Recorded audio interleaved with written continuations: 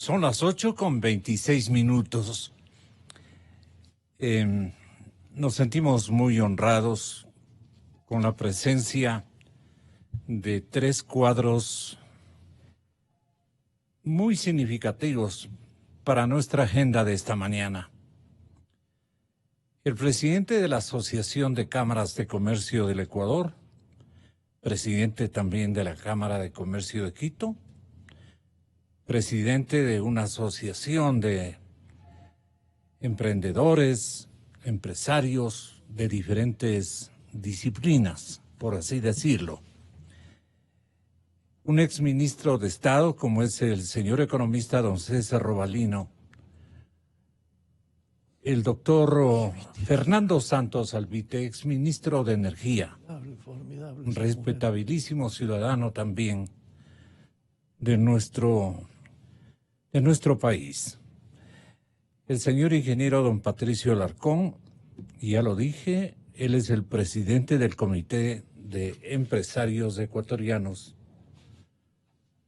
Y vamos a conectarnos con Julio José, porque también es asuntos bancarios del sistema financiero, son asuntos que tienen que ver con estas agendas emergentes que hemos estado nosotros cuajando para mantenerles a ustedes absolutamente informados de todos los ángulos de un drama que estamos sorteando con espíritu de rescate de la dignidad, de la ecuatorianidad y de la quiteñidad. Señoras y señores, el gobierno, ya hemos comprendido, tiene falencias de inteligencia estratégicas y de seguridad. Y eso tiene que reponer, señor presidente. Tiene que reemprender algo que no quiso usted hacer, pero que con esta experiencia usted tiene que, le decimos muy respetuosamente, instalar y reorganizar, reestructurar, ponerle en vigencia. Estamos en esta otra parte donde queremos analizar lo que viene luego del decreto de emergencia, luego del decreto derogatorio, inclusive antes del de emergencia, del decreto de las cosas que hay que hacer para reemplazar ingresos fiscales que se habían programado y que tienen que cumplirse, porque de lo contrario, como país, como hacienda pública, como nación, podemos entrar en un andarivel de emergencia internacional muy grave. Nuestra balanza comercial, nuestra balanza de pagos pueden deteriorarse, de hecho están deterioradas a una velocidad impresionantemente grande. De esto quiero que nos hable el experimentado y cariñoso amigo de esta emisora, señor economista don César Robalino. ¿En qué tipo de emergencia hemos ingresado? César, buenos días y bienvenido a la cadena Democracia. Buenos días, gracias por la invitación y gracias por estar aquí con los distinguidos amigos Patricio y Fernando. Digamos, primero, permítame decir como ciudadano, creo que vamos a estar de acuerdo. Ya me saqué el saco. ¿Perdón? Ya me saqué la leva. Hay que rechazar, créame, todo el proceso de anarquía y caos que ha habido en el país, promovido. Esto no solamente es la intención de aumentar el precio de los combustibles, esto va mucho más allá. El saqueo que ha habido en el país, concentrado en la ciudad de Quito, no puede quedar impune. Ha habido rebelión. Y a todos aquellos que han probado la rebelión para la caída del gobierno, tienen que ser juzgados. De tal manera que aquí la fiscal general de la Nación, que está haciendo un buen papel, tiene que actuar más rápidamente. El Contralor está haciendo un buen trabajo. No es posible aceptar, amigos, no es posible aceptar que una serie de gente se introduzca al edificio de la Contraloría y provoque un incendio. ¿Con qué objetivo? de quemar los registros cuando el Contralor viene haciendo un buen trabajo para detectar y poner pruebas de toda la corrupción que ha habido en el gobierno anterior. Eso no puede quedar impune. Sencillamente tiene que actuar la justicia en forma intensa. Permítame aprovechar la oportunidad para decir eso como ecuatoriano, ¿sí? Pero vea. Desde luego, economista. Yo personalmente creo que la decisión del gobierno de aumentar el precio de los combustibles creo que fue acertada. Naturalmente que hubieron fallas en cuanto a las cosas colaterales, en términos de compensación de los pobres, para evitar, digamos, el impacto hacia la población de bajos ingresos, ¿sí? Pero la decisión es correcta. ¿Por qué? Porque hay que terminar con el déficit fiscal. Naturalmente que no se termina con el déficit pues, en 24 horas, ni un mes, ni 2 meses. ¿Seguro? Pero hay que terminarlo. Esa es una amenaza para todos los desajustes que hay en el país. Si no se pone orden en la finanza pública, creo que vamos a tener mayores problemas en el futuro. Lamentablemente... Perdón, en el futuro inmediato. Sí, lamentablemente, digamos, las medidas de compensación que tenían que hacerse en forma colateral es donde hubo ciertas fallas. Vea, yo recuerdo los gobiernos anteriores, subieron pues, el precio de los combustibles. La época de Jaime Roldós Aguilera, por ejemplo, que en paz descanse, buen presidente, igual que Sixto Durán Ballén. Y el gobierno se movió en forma inmediata, por ejemplo, para subir las tarifas, negociando a las 24 horas con los transportistas y impedir que hubiera una paralización de ese sector, ¿sí? Hubieron manifestaciones, pero fueron manejables. Hoy, lamentablemente, por una serie de razones X y Z, entre ellas, por ejemplo, que ahora pues, el gobierno ya no puede tomar decisiones en cuanto a las tarifas, por ejemplo, el transporte urbano. Por un cambio en la ley en el gobierno anterior, ese fue un error. Porque entonces los municipios dicen, ¿qué cosa? Como la señora alcaldesa de Guayaquil. Yo no he tomado la decisión de aumento de precios de combustible, por lo tanto, a mí no me pidan que yo aumente las tarifas. Esa es la posición, y también creo que es el alcalde de Cuenca. Así es. Entonces yo digo, en el estado de excepción, el presidente dijo muy bien, suben las tarifas. Y eso había que hacer desde el principio, pero lamentablemente se dejó prosperar todo este tema de los transportistas, se une al tema de la CONAI y las cosas se complican enormemente, ¿sí? Pero amigo, el punto importante es el equilibrio de la finanza pública. El presidente ha dicho, junto en la negociación con la CONAI, se forma una comisión técnica, ¿para qué? ¿Para qué? Para formular otro decreto. Y ahí hay en ese decreto uno ve en el artículo 2, ve algunos elementos. Dice, tiene que haber sectoralización, tiene que haber focalización, tiene que ser una cosa integral, cosas por el estilo. Sí, ¿sí? Entonces dicen, esos 4 elementos tienen que tener, ¿para qué? Para evitar el contrabando de combustible y para defender a la gente pobre. La pregunta es la siguiente. Yo personalmente creo que va a ser un fracaso ese experimento. No se puede crear nuevos mecanismos, ni se puede crear nuevas instituciones para el control. Por ahí yo escuchaba esta mañana temprano al dirigente de la CONAI y decía lo siguiente. Las Fuerzas Armadas, pues las Fuerzas Armadas no tienen como función pues el control del contrabando. Usted mete policías y militares en la frontera y sencillamente no va a caminar. ¿Por qué? El mejor mecanismo para combatir el contrabando, no solamente de combustible, es precios. En la medida que los precios en frontera no son del 1%, sino muy superior, amigo, eso estimula hacer negocios ilícitos a muchísima gente. Históricamente, no solamente en el Ecuador, sino en muchas partes del mundo, es los precios los que realmente funcionan de una manera eficiente. Pero naturalmente hay que proteger a los pobres, por supuesto que sí. Y hay un mecanismo, por ejemplo, que se creó hace muchos años, que es el que hay que aprovechar para no crear otros organismos ni más burocracia. Más bien la burocracia tiene que reducirse. Es el bono de desarrollo humano. Si hay que redefinir lo que significa pobreza, bueno, se la redefine. ¿Para qué? Para proteger a los pobres. Pero aquí también hay un tema que tiene que ver con la política social. La política social. Y no se puede dejar de reconocer que los pueblos indígenas han sido parcialmente o totalmente olvidados por muchos gobiernos. Entonces uno tiene que comenzar a ver cuál es el destino y la asignación de recursos del presupuesto del Estado. Entonces uno dice, bueno, pongámonos de acuerdo en la asignación de recursos públicos.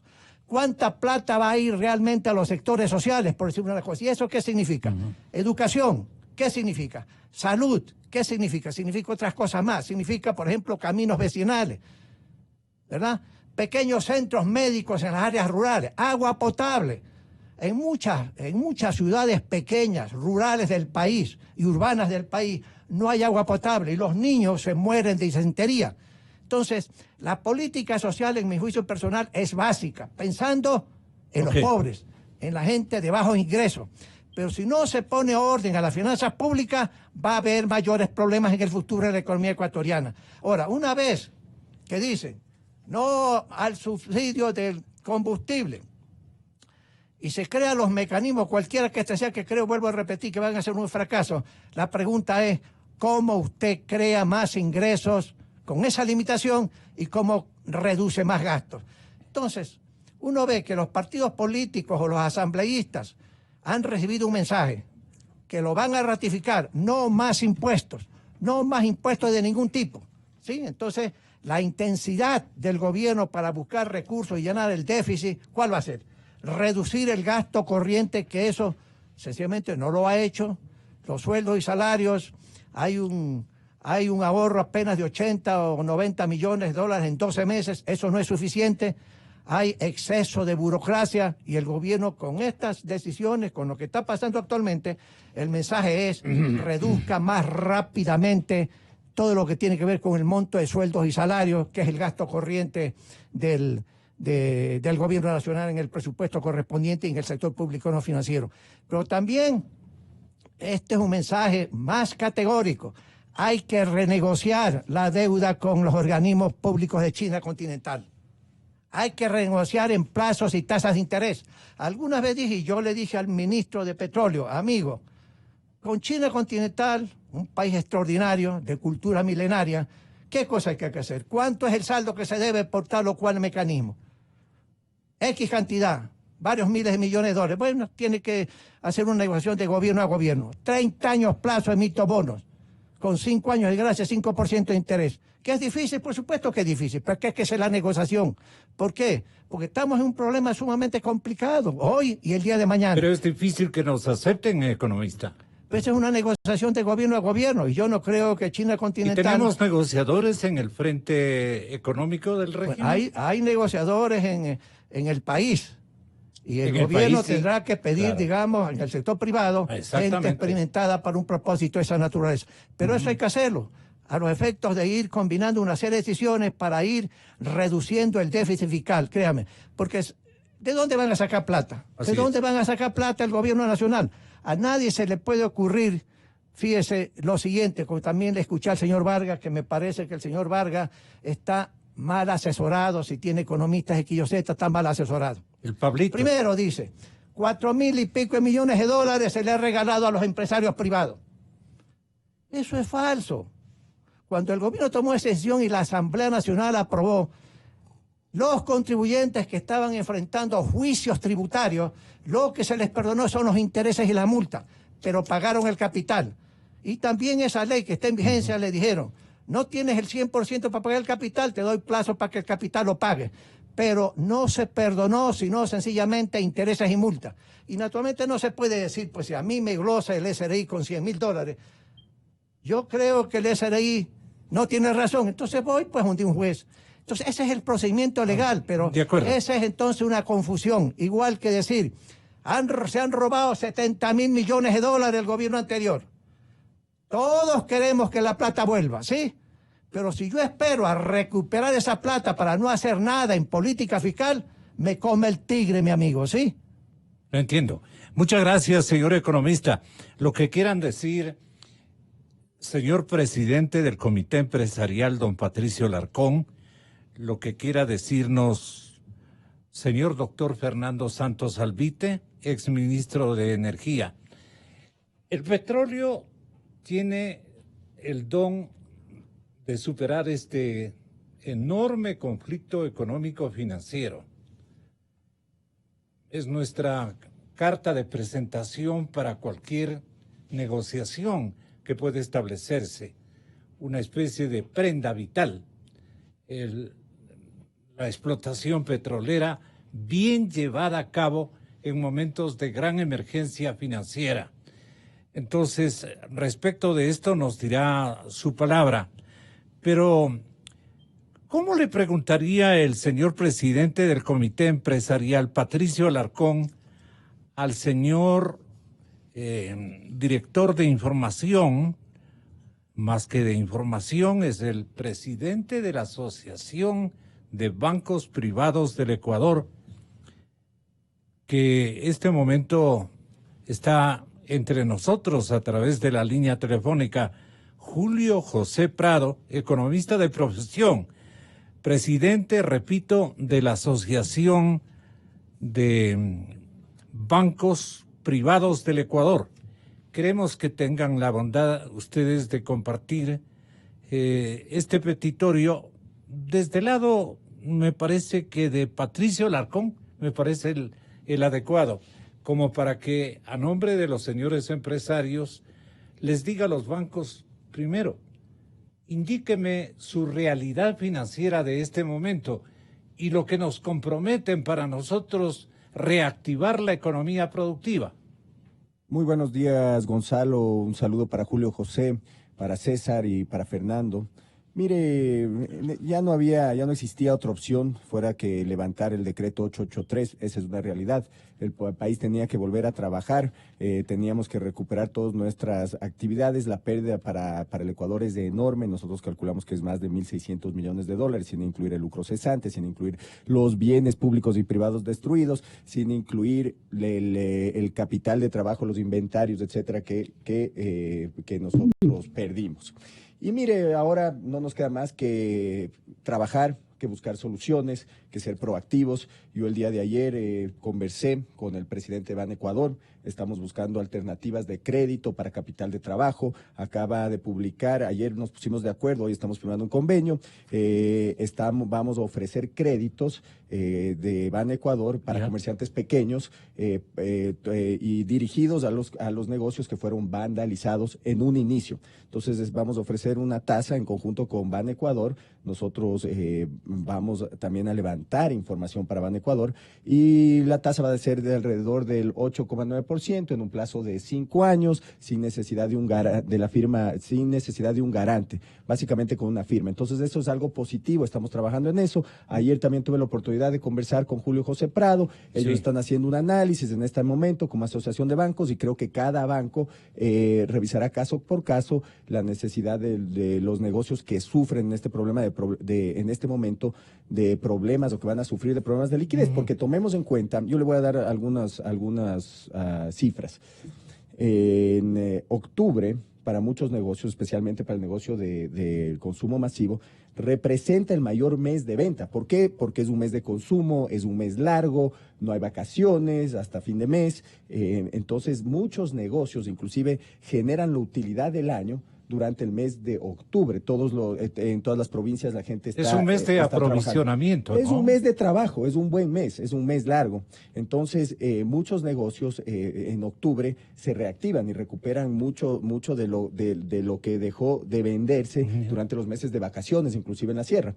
Entonces, lo que sucedió Pero es muy los grave. bancos deben prepararse. Julio José Prado va a tener la bondad de enunciarnos este mismo instante cómo están en materia financiera los bancos ecuatorianos. Si es tan amable, Julio José, buenos días. Buenos días, Gonzalo. Gracias por la invitación y por esta llamada telefónica. Saludos a quienes están en el estudio, a Patricio, César, Fernando. Efectivamente, primero permítame, obviamente, expresar como presidente de la Asociación de Bancos nuestro absoluto rechazo a las violentas manifestaciones. Una cosa es pronunciarse a favor o en contra de una medida, estamos todos en nuestro derecho, pero esto se salió totalmente del control, totalmente de lo que es aceptable en una sociedad civilizada, en una sociedad que quiere crecer, desarrollarse y demás, y obviamente las afectaciones fueron en todo el país, pero sobre todo la Sierra Central, al parecer, tiene cuantiosas pérdidas de todo tipo, ¿no es cierto? Entonces, más allá de rechazar estas manifestaciones violentas, también vale la pena saludar y agradecer que tenemos paz. Es decir, finalmente el día de ayer ya logramos volver de alguna forma a la normalidad. Y Gonzalo, permítame sí decirlo, ¿no es cierto? Uno de los grandes temas que vamos a tener que recuperar, y este no es un tema de corto plazo, es la incertidumbre, el temor, y ya no me refiero ni siquiera a temores económicos, sino me refiero al temor familiar, al temor personal. Es decir, Gonzalo, la noche del 12 de octubre acá en Quito fue una noche de terror, una noche surreal, en la cual tuvimos que salir los padres de familia a cuidar nuestras viviendas con palos. Es decir, ¿no? Una cosa increíble de pensar en un Ecuador o en cualquier país moderno o su ciudad moderna del siglo XXI. Pero eso es lo que nos queda, y obviamente tenemos que ir recuperando toda esa confianza, reestructurando esa fractura social que ha quedado. Y hoy por hoy sí seguimos sintiendo lastimosamente mucha belicosidad, mucha agresividad, ya no solo en redes, sino en todo sentido. Creemos que tenemos que bajar eso totalmente, y ahí me refiero a la belicosidad contra la empresa, belicosidad contra la banca, contra los periodistas, en general. No podemos seguir este entorno, más allá de que parece que vamos llegando a un acuerdo. Ese entorno de discordia es el que en el largo plazo nos va a costar mucho más como país. Eso inicialmente, Gonzalo. Segundo, si me permite, y respondiendo a su pregunta, ¿no? El diseño financiero de la banca privada. Así es, Gonzalo, vamos a eso. Primero, estamos atendiendo ya desde el día de ayer en forma 100% normal. En todo el país se están atendiendo créditos, reestructuraciones de créditos, transferencias, pagos en forma física.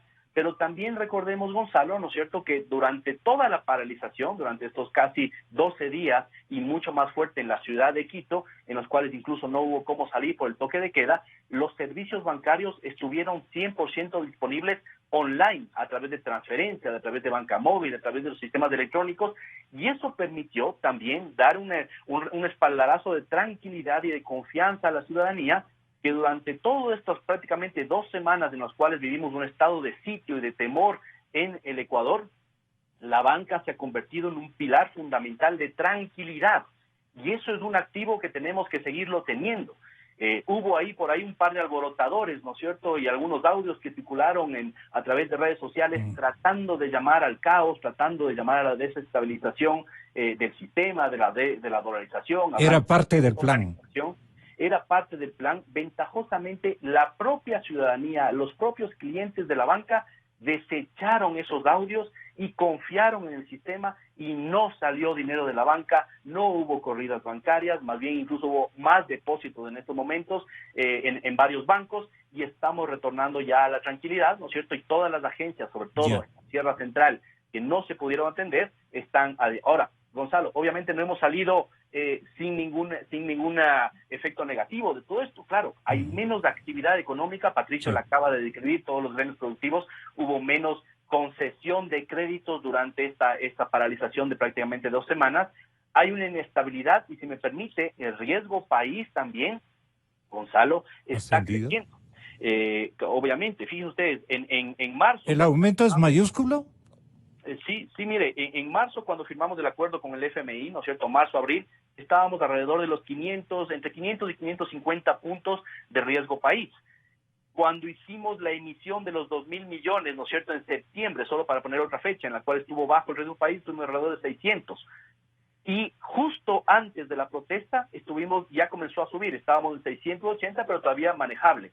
Hoy por hoy, el día de hoy, amanecemos con un riesgo país de alrededor de 850 puntos. Es decir, que durante este día vamos a terminar con prácticamente 200 puntos adicionales de riesgo país, que comparado con lo que teníamos antes de estas... ¿Usted puede reducir, enterándonos de los parámetros que este momento priman en la banca ecuatoriana, usted puede reducirla con ese simple anuncio? Las cosas no son para una onda dramática. Estamos aquí robustos para responder a cualquier contingencia. Podría, y ojalá sea ese el mensaje, Julio José. Por supuesto, Gonzalo, ese es el mensaje que quiero darle, ¿no es cierto? Cuando hablé de la confianza, de la estabilidad del sistema, tenemos un sistema líquido, tenemos un sistema estable en el cual, a pesar de todo este entorno político complicado y entorno económico complicado, la banca sigue siendo un puntal de confianza y obviamente vamos a seguir atendiendo en dos frentes. Primero, el frente de los depositantes, que es el más importante, Gonzalo. La plata que manejan los bancos es de sus depositantes, es de los clientes de la banca y ese es el principal recaudo que tenemos que tener. Tenemos que tener mucho cuidado en manejar técnicamente ese dinero y no caer a provocaciones de cualquier tipo, de soltar liquidez, de entregar créditos de forma antitécnica, pero sí por el otro lado, y lo que estamos haciendo, ratifico la llamada que tuvimos ayer con Patricio, es buscar apoyo para los empresarios, no solo los grandes empresarios, sino también los microempresarios. Y les recuerdo a todos quienes nos escuchan que anualmente la banca entrega, ¿no es cierto?, a 450,000 microempresarios operaciones de crédito. Entonces, hay una gran cantidad de gente, no solo en la gran empresa, en la mediana empresa, que es muy importante seguirla atendiendo sus líneas de crédito, que está acudiendo a la banca desde el día de ayer para reestructurar operaciones, buscar nuevo financiamiento, buscar nuevas líneas de crédito y estaremos atendiendo, ¿no es cierto?, como dice Patricio también, caso por caso, qué es lo que se puede hacer para apoyar al sector productivo, pero obvio, siempre dentro de una visión técnica y prudente de mantener a la banca tranquila, alejada de todos los elementos de incertidumbre que están viviendo hoy por hoy en el país. Ese es el mensaje de la ciudadanía, Gonzalo, un mensaje Muy de bien. tranquilidad, un mensaje de que la banca está ahí para seguir cumpliendo su rol, que es canalizar la liquidez, custodiar la liquidez de los depositantes y canalizarla de la mejor manera hacia créditos productivos. Ha llegado el momento, doctor Fernando Santos, de traer dinero, no de enviar dinero, no de esconder dinero en el exterior, sino de traer dinero en la confianza de que ustedes son los impulsadores del futuro nacional desde el rol significativo de ser un emprendedor, un empresario, un inversionista.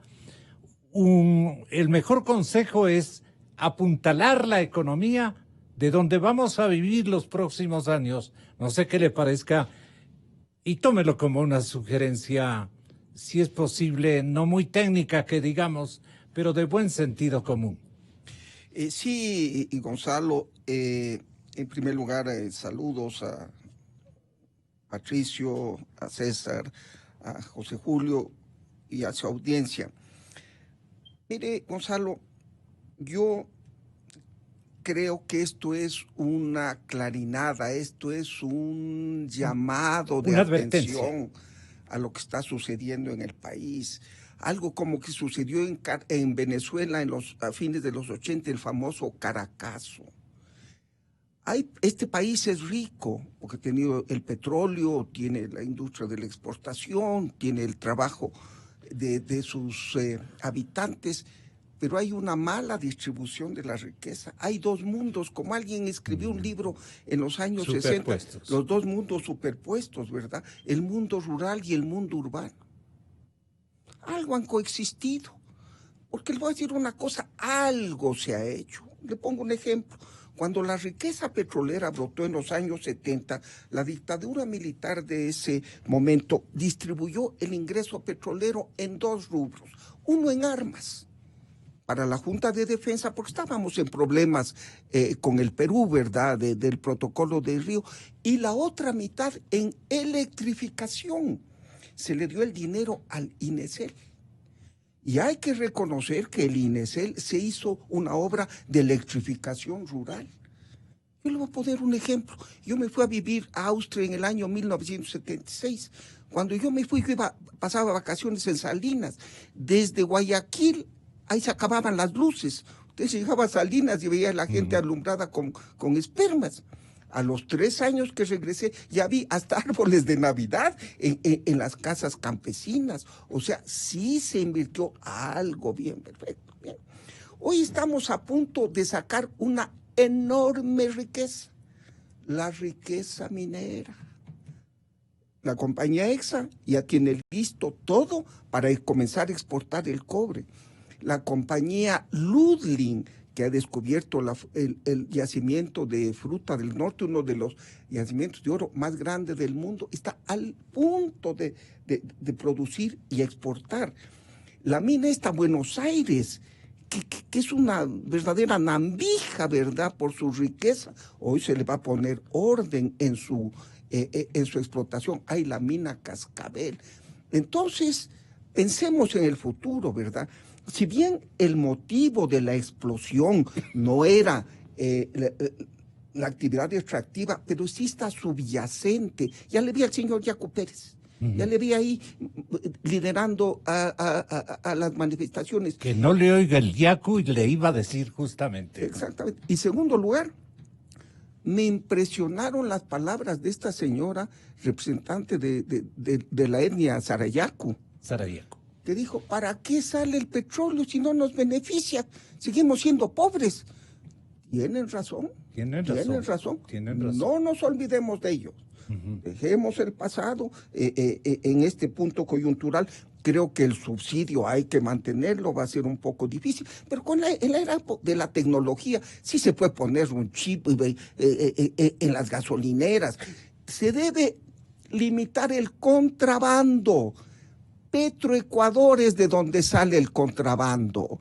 Ya porque hay tanto dinero y durante tanto tiempo el control del Estado, de la policía, de la Marina, de la aduana, ya fracasó. Traigan una compañía de policías, de técnicos, pídanle a las Naciones Unidas que controle el contrabando. Sí es fácil, pero Gonzalo, aprendamos de esto. Se están quedando nuestros hermanos campesinos muy rezagados. La ciudad progresa y vienen y se quedan sorprendidos y les da ira y les da indignación. No es justificable, ¿verdad? Hoy que tenemos la oportunidad de la riqueza minera, pensemos antes de que salga el primer saco de cobre, ¿qué se va a hacer con ese dinero? Empresarios, pensemos en lo que nos sugiere, con el aplauso de todos ustedes, el respetable señor doctor Fernando Santos Albite. Pensar en los más pobres. Esta debe ser la idea fundamental después de lo que acabamos de observar. Cualquier momento nos viene una grande explosión social complicadísima. Me encantan sus palabras, doctor Fernando Santos. Quiero que tenga la bondad de coadyuvar en este empeño el señor presidente, antes de darle la palabra al más conocedor, que es César, en cuestión de instantes. Tenga la bondad, señor presidente, de la Asociación de Empresarios. Estoy totalmente de acuerdo, Gonzalo, con lo que acaba de expresar Fernando. Mire lo que sucedió durante el fin de semana, lo que comenta Julio José, y lo que nosotros pudimos percibir es que no solo fue el movimiento indígena, no solo fueron los extranjeros, sindicalistas, vándalos, correístas que se unieron a la protesta. Existe un descontento social que no es menor. La gente en diferentes comunas, en diferentes barrios populares, se unió a esa manifestación. Yo creo que de ahora en adelante, cuando se tomen ciertas medidas, yo creo que o de hoy en adelante, cuando se piense en hacer política pública, siempre tenemos que pensar en cómo sacamos a la población de la pobreza, Gonzalo. Eso es lo más importante. ¿Cómo activamos al aparato productivo? ¿Qué tiempo hemos abandonado a los campesinos? Por lo menos un par de décadas. Es que, Gonzalo, en este país históricamente no hemos definido una estrategia de desarrollo productivo. Lo hemos dicho en gobiernos. Mire, nos hemos dedicado a apagar incendios. No nos hemos tomado el tiempo, no hemos trabajado como en Chile para definir una política basada en la demanda en el mundo, para poder ir al campo y hacer que o capacitar al campesino para que se convierta en un empresario. ¿Cómo sacamos a nuestro país de la pobreza? Y el problema en este país, Gonzalo, es que nunca nos hemos propuesto liberar realmente la economía. Seguimos con monstruos estatales que no sirven para nada, como Petroamazonas, Petroecuador. Seguimos con regulaciones enormes en el sector energético, seguimos con regulaciones enormes en el sector de telecomunicaciones, seguimos con un Instituto Ecuatoriano de Seguridad Social mal manejado. O sea, el Estado ha manejado la mayoría de la economía durante la vida republicana de la economía. Con signos de estorbo. Con signos de estorbo. Y en vez de una reactivación globalizada. Pero mal. mal, no hemos podido plantearnos un modelo de desarrollo, no hemos podido liberar la economía. Y mire, le voy a decir le voy a hablar de temas puntuales que vamos a trabajar en este momento desde la Cámara de Comercio. Créditos, específicamente con Ban Ecuador. Vamos a apoyar a una minga que se va a hacer este fin de semana, a una junta cívica. Vamos a analizar demandas por medio de la sociedad civil a quienes delinquieron en la ciudad de Quito, a quien promovió, a los autores intelectuales y a ciertos líderes que se adhirieron a esta protesta. Entonces vamos a trabajar en temas puntuales y pronto lanzaremos con diferentes expertos en la materia un documento que va a tratar la manera de cómo sacar al Ecuador adelante en el mediano y en el largo plazo, Gonzalo, específicamente. ¿Qué le parece a usted, señor economista César Robalino, la reflexión que estamos apuntalando de alguna manera tras los acontecimientos de este fin de semana? Mire, yo estoy de acuerdo. Hay un mensaje, naturalmente, que dan la CONAI y otra serie de personas desde el punto de vista de que hay insatisfacción social, ¿verdad? Fernando decía el tema de la distribución del ingreso y la riqueza que se va deteriorando. Sí, esas son las cifras y uno no puede decir que no, pero solamente le digo lo siguiente. No se puede atender en una política intensa de tipo social para atender a los pobres si no hay dinero. Si no hay dinero por parte del gobierno, ¿cómo financia usted todo eso? ¿Con la minería? No, espérese. No digo, en política social para tratar de impedir que la distribución del ingreso y la riqueza pues se vaya intensificando y más bien hay que ir cerrando las brechas. Usted para eso necesita una política social intensa y extensa. Pero eso implica recursos. Y para que haya recursos suficientes, no de endeudarse para financiar gasto corriente, no. Para eso la economía tiene que crecer. ¿Cómo crece la economía si no hay inversión privada? Si hay incertidumbre de los empresarios privados nacionales e internacionales. ¿Por qué el riesgo país ha subido a lo que nos dice el amigo Prado, 800 y pico? ¿Por qué? Porque afuera los acreedores, los inversionistas se sienten con mucha incertidumbre sobre qué va a pasar y cuál es la ruta del Ecuador. Sí, entonces es lógico. Si el día de mañana ese indicador de 800 y pico de puntos, a alguien del gobierno se le ocurre emitir 1.000, 2.000 millones más de bonos a 5 o 10 años, ¿cuánto va a pagar en función de lo que nos dice el amigo Prado? 12, 13, 14, 15%, no tiene sentido, pues, ¿no? No ¿sí? tiene sentido. Entonces, la inversión privada nacional e internacional tiene que ser promovida e intensificada, ¿sí? De ahí, y las exportaciones fundamentalmente. Pero es un asunto de conciencia de la empresa privada o es un asunto de facilitamiento y de otorgarle confianza para que los dineros que tiene en otros eslabones económicos internacionales vuelvan al país de alguna manera. Bueno, ahí hay dos cosas, ¿no? Fíjese, hay dos cosas. Permítame. ¿Por qué la gente saca la plata del Ecuador pagando el 5%? ¿Por qué? Porque hay desconfianza. Sigue habiendo desconfianza en el país. Entonces, ¿cuánta plata calcula usted está en el exterior? Hay una serie de personas que han hecho cálculos en montos muy importantes. Yo no quiero aventurarme a dar un cálculo. El SRI alguna vez hizo una estimación. Pero es que su cifra la vamos a creer. Sí, pero vea, hay una cifra oficial de plata que está en el Ecuador, pero no en los bancos. El Banco Central hace una estimación de toda la moneda fraccionaria y billetes que tenemos en el bolsillo, que tenemos en la caja fuerte de las oficinas, etcétera, etcétera. Y dice que hay como entre 15 a 16 mil millones de dólares. Eso implica 15% del PIB. Eso es demasiado plata. Suponiendo, como siempre he dicho, que hay una falla metodológica en el cálculo hecho por el Banco Central, póngale que no sean 15 ni 16, póngale que sean 10.000, 12.000. Es demasiado dinero. ¿Por qué pasa eso? Porque hay que desconfianza. La gente dice, prefiero, no por desconfianza a los bancos. Los bancos, como ha dicho el amigo Prado, están sólidos, solventes y líquidos y siguen gozando de la confianza de sus depositantes y sus clientes.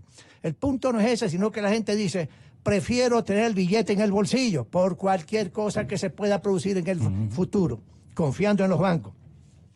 Entonces hay que Alguien dijo que en un proyecto de ley se iba a incorporar, por ejemplo, la repatriación de capitales. Bueno, eso es lo que hay que hacer. Estimular a la gente que tiene su plata en el colchón, por decirlo así, y la gente que sacó la plata afuera, ¿sí? Para que venga una cantidad importante. Pero para eso tiene que haber ciertos estímulos. Pues la gente no es que saca la plata y la pone en los bancos así porque usted le dice, oiga, mi amigo, colabore con el país. No, no, no, no. Así no funciona la gente común y corriente. Y ni los empresarios ni nadie, pues, ¿no? ¿Sí? Entonces, digo, es una primera cosa. Pero aparte de eso, fíjese, yo creo que lo que decía Fernando, para tratar de recuperar al país en términos de crecimiento. Usted tiene minería, que lo ha dicho Fernando. Petróleo, me va a disculpar, petróleo. Sector construcción, que luego le digo, son las tres cosas que hay que empujar. Por ejemplo, en petróleo, hay que volver a una producción de 700.000 barriles diarios. De lo que actualmente está, sin considerar la baja de producción en todos estos días por todo lo que ha pasado en el país, eran creo que 540, 550.000 barriles. Eso sencillamente significa en el año, Gonzalo, de 50 a 55 millones de barriles más de producción y de exportación.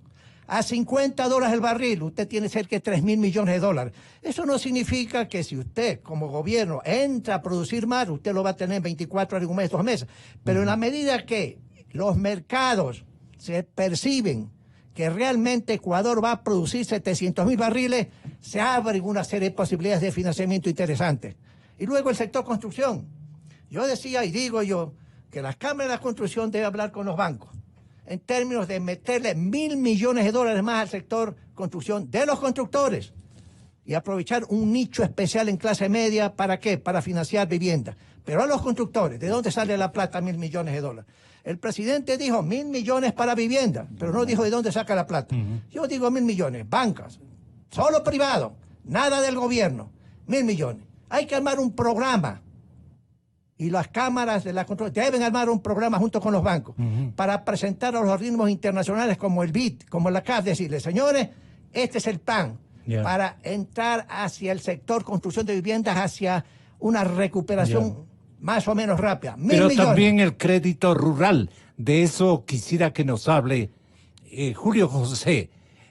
¿Cómo en los bancos hay sensibilidad para este momento sintonizar la coyuntura y que la misma banca privada ecuatoriana asigne recursos hacia los emprendedores campesinos? ¿Cómo confiar en ellos? Gente honorable, gente buena, no ha tenido la oportunidad de un apoyo masivo en términos crediticios que podría resolver el problema socioeconómico de esa inmensa región que es el campo ecuatoriano. ¿Nos da alguna idea, Julio José, por favor? Sí, Gonzalo. A ver, mire, sí, efectivamente. Primero déjeme darle una cifra muy sencilla de cuánto entrega al mes en créditos, ¿no es cierto? Y cuáles son las operaciones para que veamos el volumen de lo que se afecta cuando uno no trabaja adecuadamente una semana o un mes en el sistema bancario, ¿sí? La banca en un mes entrega alrededor, en promedio, cifras gordas, ¿no es cierto? Promedios, alrededor de 2.000 millones de crédito, ¿no es cierto? En un mes, ¿sí? Y hace alrededor de 700.000 operaciones de créditos a clientes individuales o empresas individuales. De los 2.000 millones, ¿cuánto va al campo? Sí, de los 2.000 millones, ¿no es cierto?, al campo en términos anuales, por ejemplo, sobre todo los que son microempresarios, reciben microcréditos por un orden superior a los 1.800 millones de dólares en términos anualizados. Pero, Gonzalo, para responder a su pregunta muy puntual y muy clara que usted acaba de hacer, en el Ecuador hay 50% de la población que no está bancarizada, es decir, que no tiene una cuenta ni en un banco ni en una cooperativa. Esos son alrededor de 4 millones de personas como mínimo en el Ecuador, y es justamente esa población de indígenas, de campesinos, que están expuestos a no tener una cuenta en una banca o en una cooperativa, en un banco o en una cooperativa. Y entonces, ¿dónde quedan expuestos, Gonzalo? Quedan expuestos al chulco, que cobra tasas de interés, ¿no es cierto? Y lo hemos comprobado y estudios sobre esto, que cobran tasas de interés que pueden llegar incluso al 5% diario. 5% diario representa una tasa de interés anualizada de más del 1.500%, estimados amigos.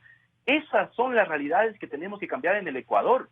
Tenemos que sacarles del chulco a esas personas, a esos campesinos. Sacarles del chulco, esa es la palabra. Claro, y incorporarles al sistema financiero formal. ¿Cómo se hace eso, Gonzalo? ¿Cómo? Se hace por varias vías. Primero, y lo hemos conversado con ustedes, un cambio normativo y legal. Por eso es tan importante seguir empujando hacia tener normativa internacional, hacia tener estabilidad en el sistema financiero, hacia tener normativa de Basilea, hacia tener un banco central independiente y todo un cambio que tiene que darse en el muy malo Código Orgánico Monetario Financiero que tenemos en el Ecuador, que está frenando de cierta forma esa inclusión. Segundo punto, sumándome a lo que ha dicho César Robalino hace un momento, el tema de la liquidez.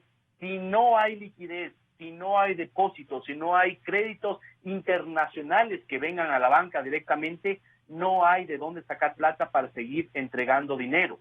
En un entorno como esto, durante este año, por ejemplo, ha habido un pequeño crecimiento de los depósitos. Están creciendo, pero crecen menos fuerte que en años anteriores por la austeridad, por menor crecimiento económico, etcétera.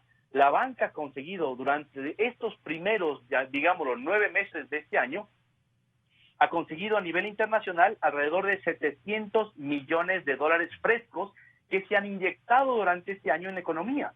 Pero ojo, Gonzalo, y amigos que nos escuchan, si es que el riesgo país sigue subiendo, si la incertidumbre sigue subiendo y este nivel de belicosidad no se baja inmediatamente, esos créditos van a dejar de venir al Ecuador porque no se pueden pagar tasas de interés internacionales. Pero eso me parece está en manos de la banca.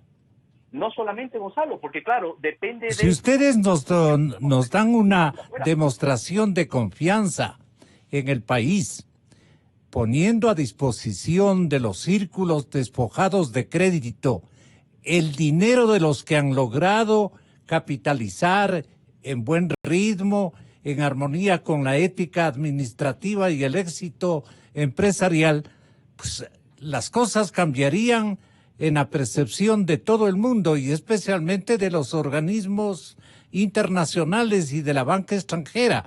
Es decir, es un circuito benigno el que esperamos.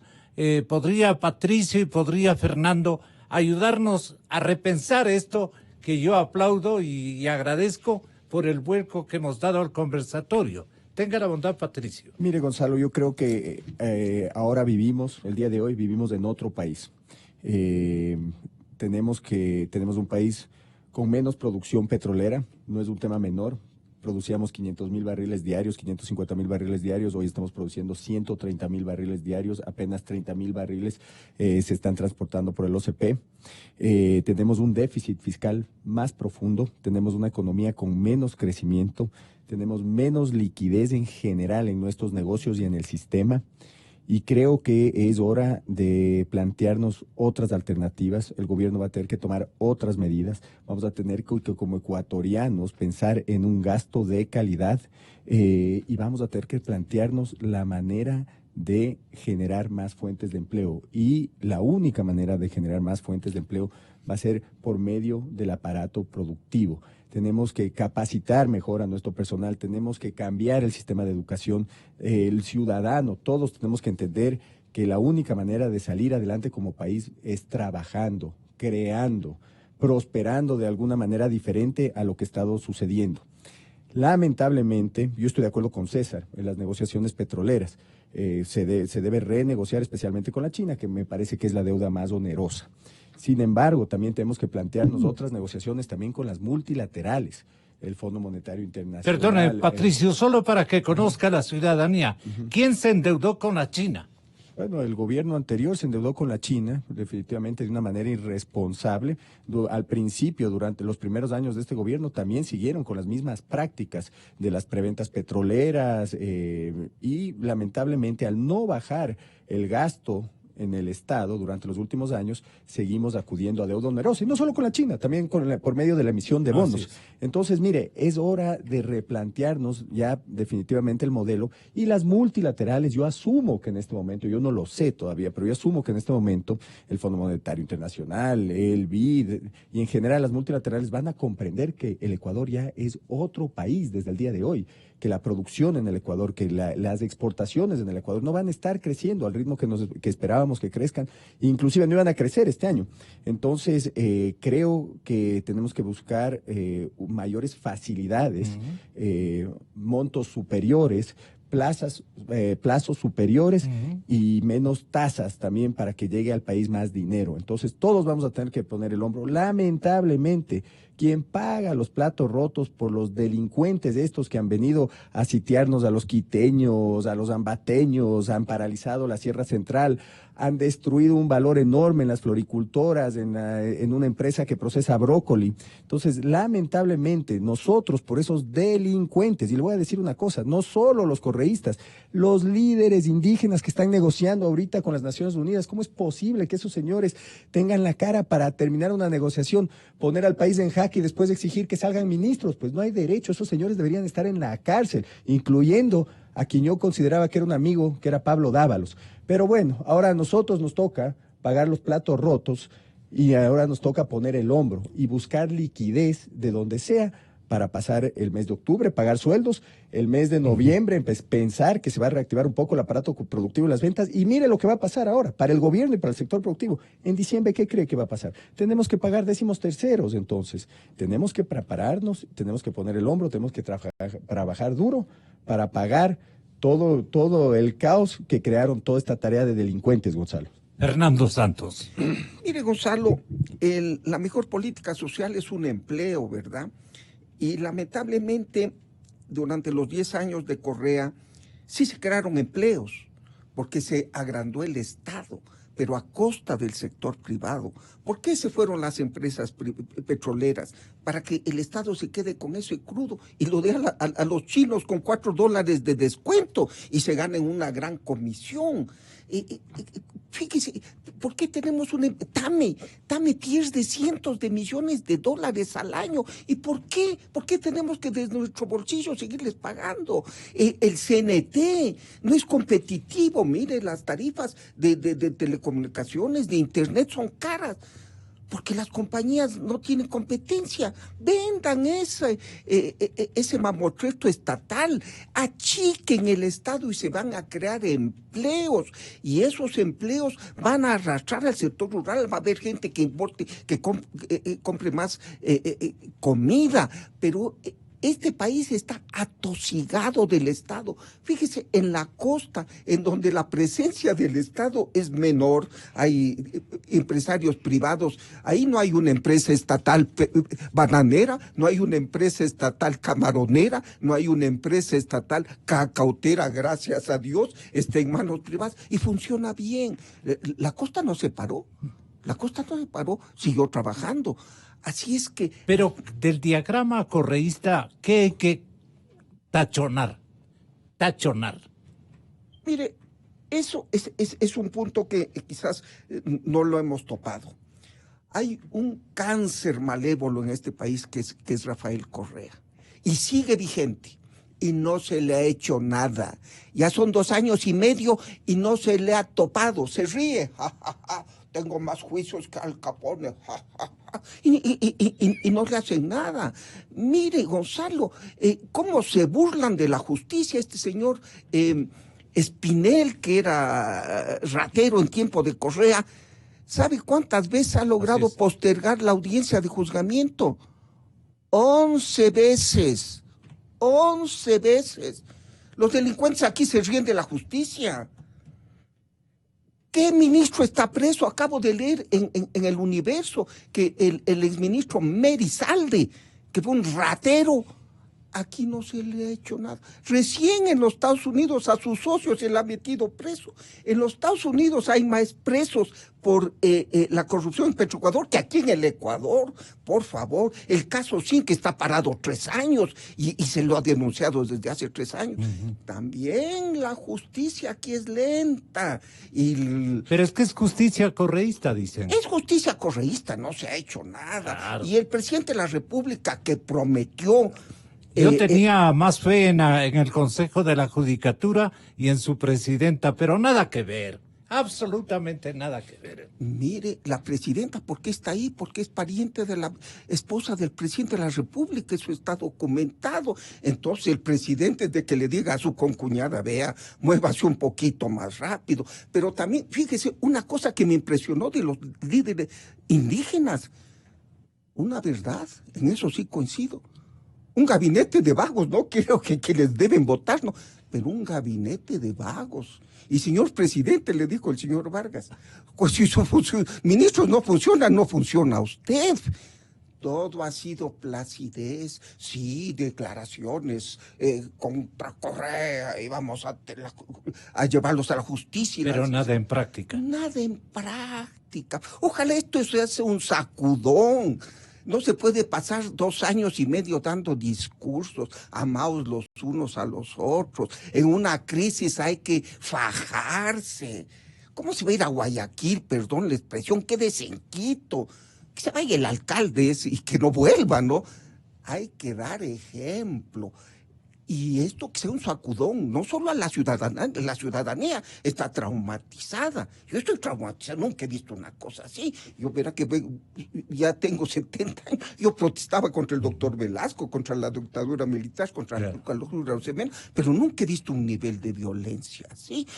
Me ha impactado a dónde va el país.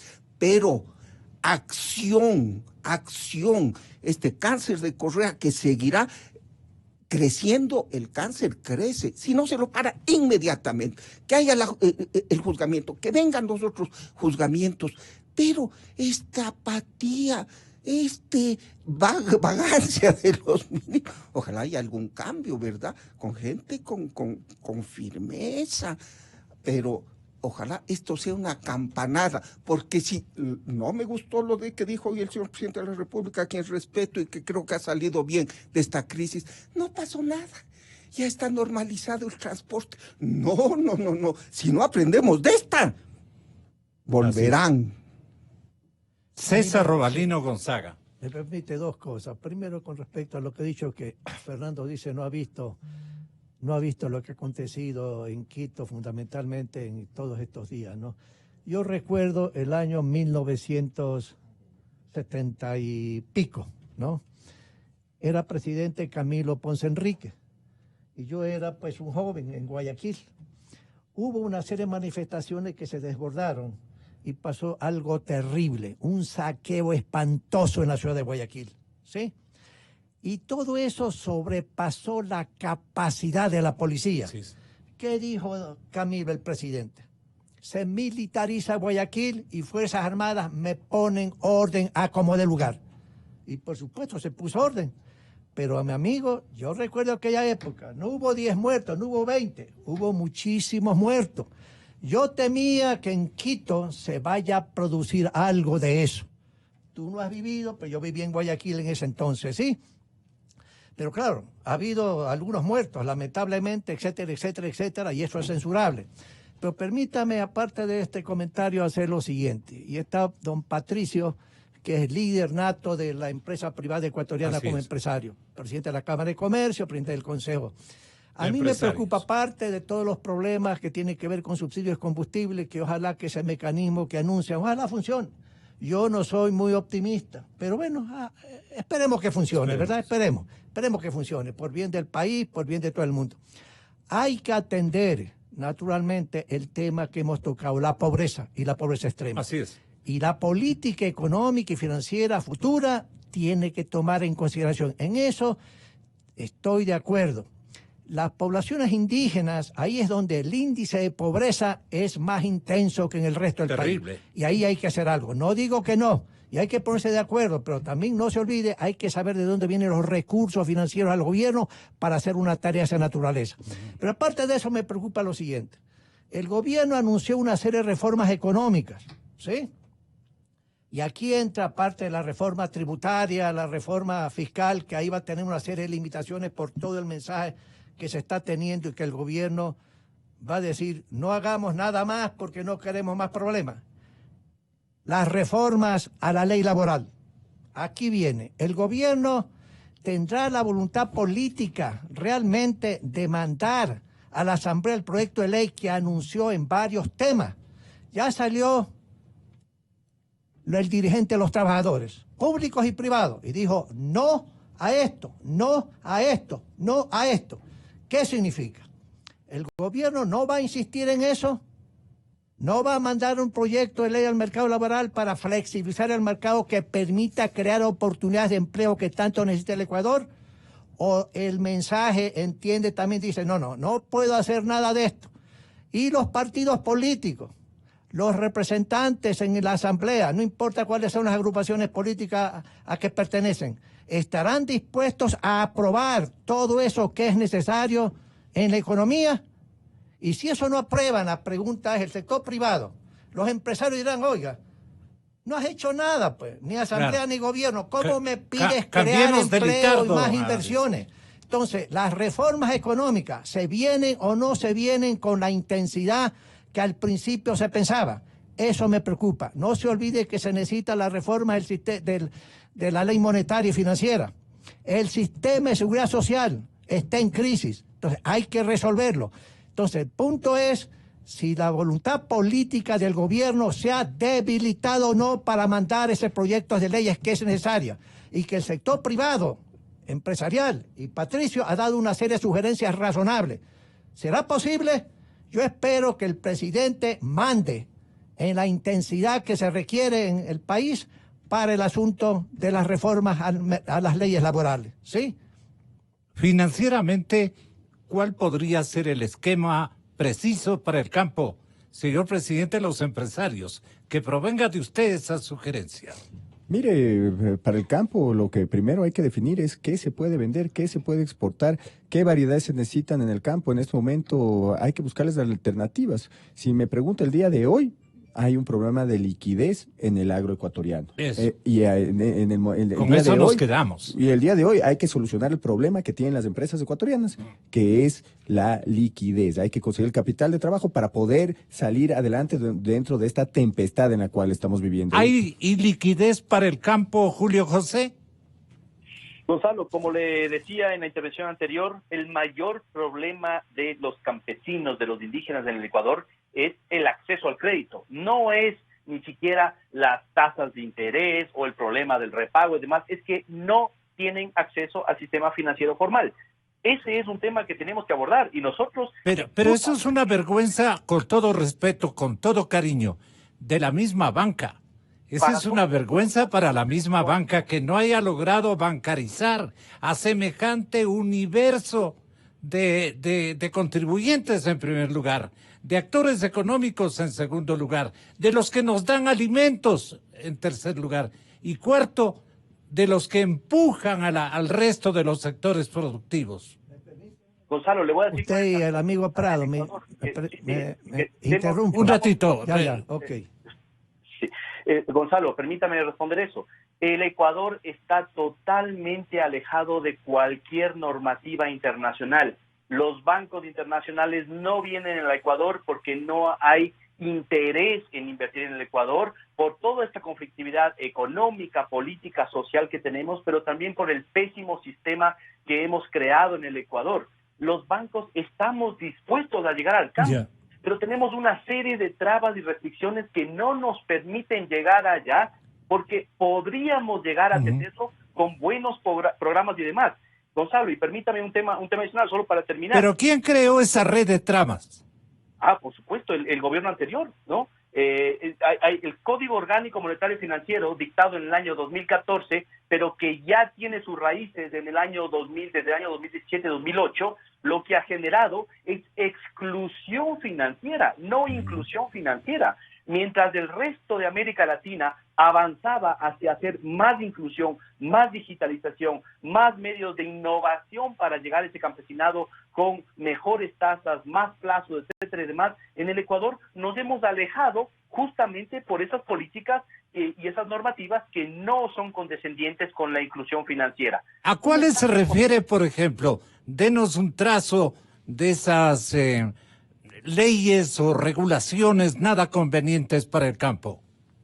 Gonzalo, por ejemplo, en el Ecuador estamos enfocados en el tema de lo malo que son los subsidios, pero tenemos control de tasas, control de intereses, controles de tarifas, restricciones al sistema bancario, impuestos al sistema bancario que no permiten atender a esa población en forma adecuada. Gonzalo, le pongo un ejemplo clarísimo. En los últimos 7 años en el Ecuador, la banca ecuatoriana hace 7 años, y ahí estaba César en la asociación, y recordará eso, fue el primer sistema bancario que propuso una billetera móvil, el famoso dinero electrónico, hace 7 años. Nos negaron poder avanzar sobre ese tema. 7 años hemos demorado en sacarlo al público y recién, es dicho de paso, el 3 de octubre, justo cuando iniciaban las manifestaciones, salió finalmente la billetera móvil. Ese es un mecanismo para bancarizar, pero recién podemos ponerlo en funcionamiento.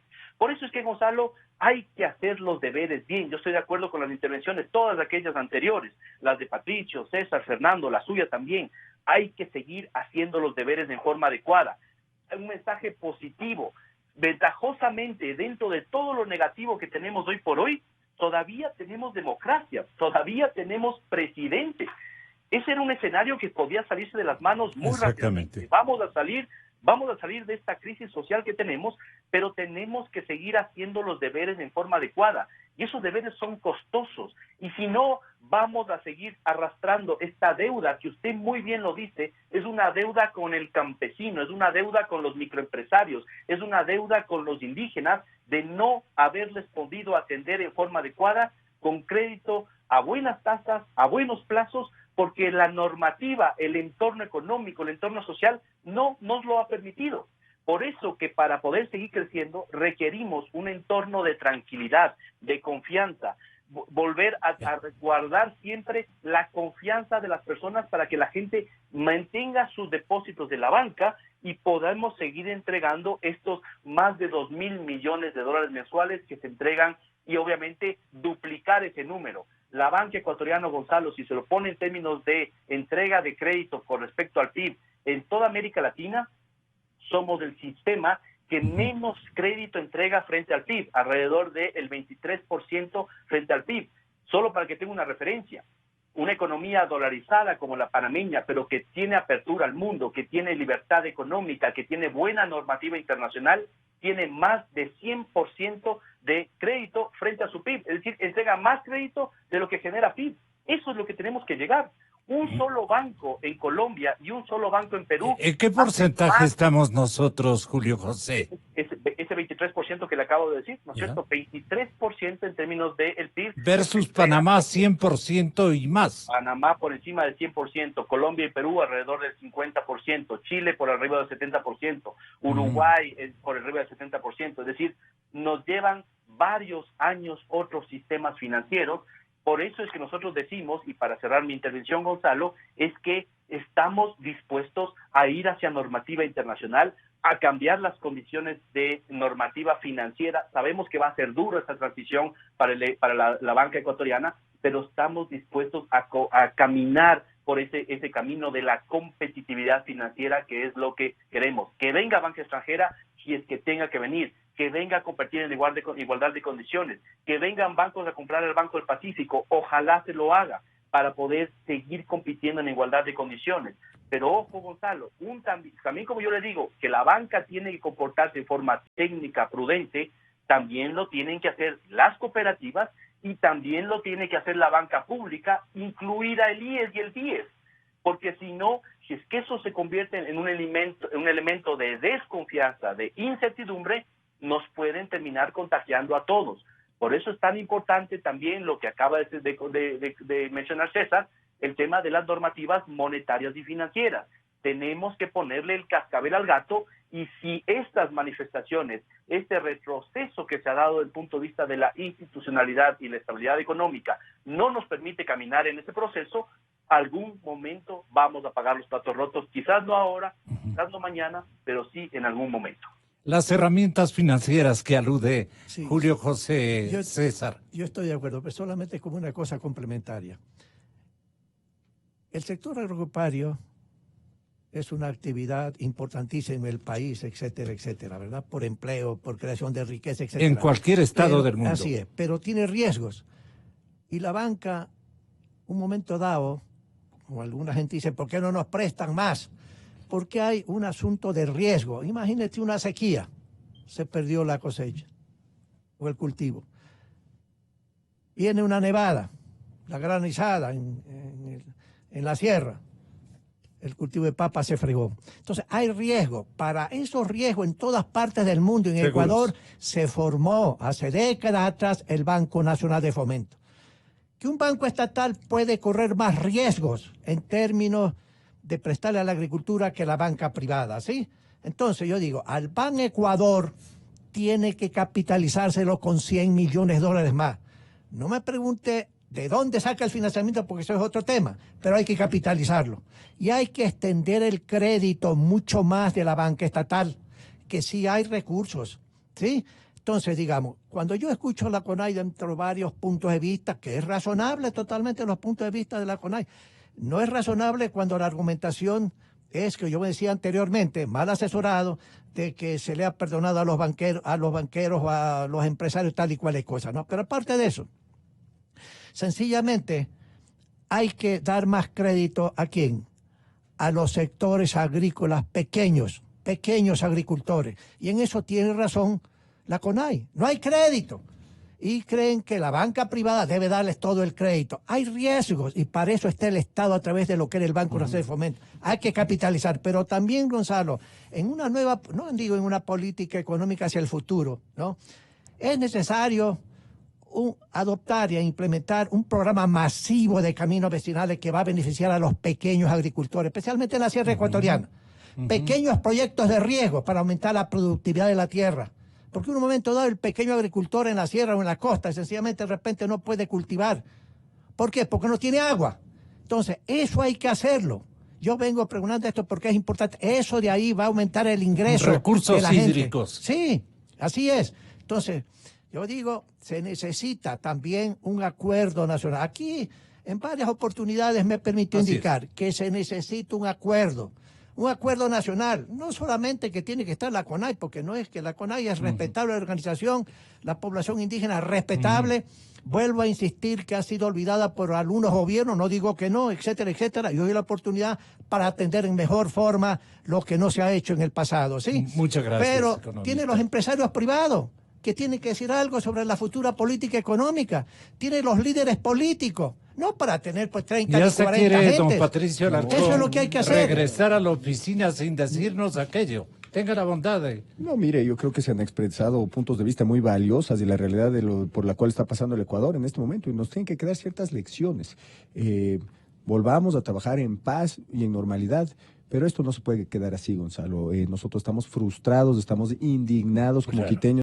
Existe una falta de liderazgo. Si la y gobernabilidad impunidad queda en pendiente, estamos fritos. Si en impunidad, Gonzalo, se viene un problema de gobernabilidad enorme, no solo para este gobierno, sino para los gobiernos que vienen. Y mire, yo puedo estar, yo no... El otro episodio, ya la mente calenturienta del hombre que estamos analizando lo de cuerpo entero, está ya trabajando en el segundo episodio. Pero por supuesto, ahora hablaba César de las reformas laborales, vendrán los del FUT, harán una alianza con el correísmo, paralizarán de nuevo el país. Entonces tenemos que tener mucho cuidado, aquí hay que hacer que se respete el Estado de Derecho, aquí hay que hacer que se respeten las leyes. Aquí en Quito necesitamos líderes que no permitan que entran estos vándalos a aterrorizar a la ciudad. Entonces el cambio tiene que ser, ahora sí, en cuanto a la autoridad, que con la gobernabilidad que merece esta ciudad y el país.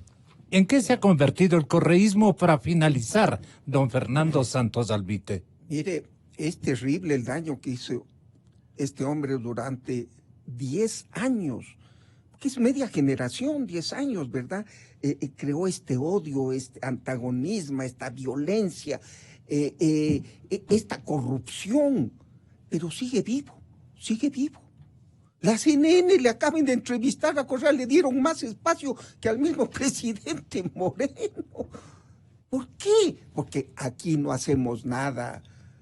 Alguien decía, es un correísmo número 2. No.